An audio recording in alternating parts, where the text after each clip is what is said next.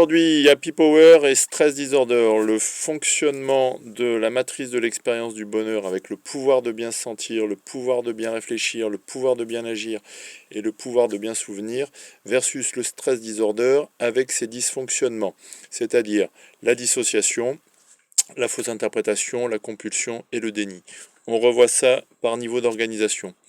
La base de notre fonctionnement pour recharger les batteries, c'est la connexion avec le pouvoir de bien sentir et les 5 sens qui nous permettent de percevoir nos besoins internes et d'observer les ressources externes qu'on va pouvoir utiliser pour recharger les batteries. Donc quand il y a le pouvoir de bien sentir avec les 5 sens, ça fonctionne. En termes de dysfonctionnement, la déconnexion psychocorporelle, ça s'appelle la dissociation.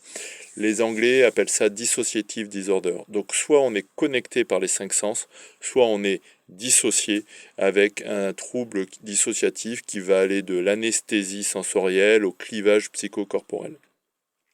Deuxième niveau de dysfonctionnement, la fausse interprétation. C'est-à-dire soit on a le pouvoir de bien réfléchir en utilisant ces 7 émotions pour distinguer les opportunités, les menaces, les risques et les options dans ses choix et ses décisions. Soit en fait on va avoir des biais cognitifs avec des fausses interprétations, des ruminations mentales, des substitutions entre les émotions ou une mauvaise gestion simplement des émotions, ce qui va nous amener à des mauvais choix et des confusions en termes de qu'est-ce qui est positif, qu'est-ce qui est négatif, qu'est-ce qui est sain, qu'est-ce qui est toxique, etc. Niveau suivant de dysfonctionnement, ça va être au niveau du pouvoir de bien agir, où il va y avoir soit un comportement responsable et des réactions saines, soit il va y avoir ce qu'on appelle un compulsive behavior, c'est-à-dire des compulsions, des agitations, des répétitions, des dysfonctionnements tels que l'addiction, la pulsion, etc. Donc la compulsion, en fait, c'est un schéma qui se répète avec un comportement qui va être soit réactionnel, disproportionné, inadapté, et qui va avoir un comportement impulsif ou compulsif ou pulsionnel, puisqu'en fait on va être dans la perte de liberté de s'abstenir et qu'on va répéter un comportement qui va être généralement tendu ou violent ou réactif ou passif-agressif. Donc ça, c'est le compulsive behavior.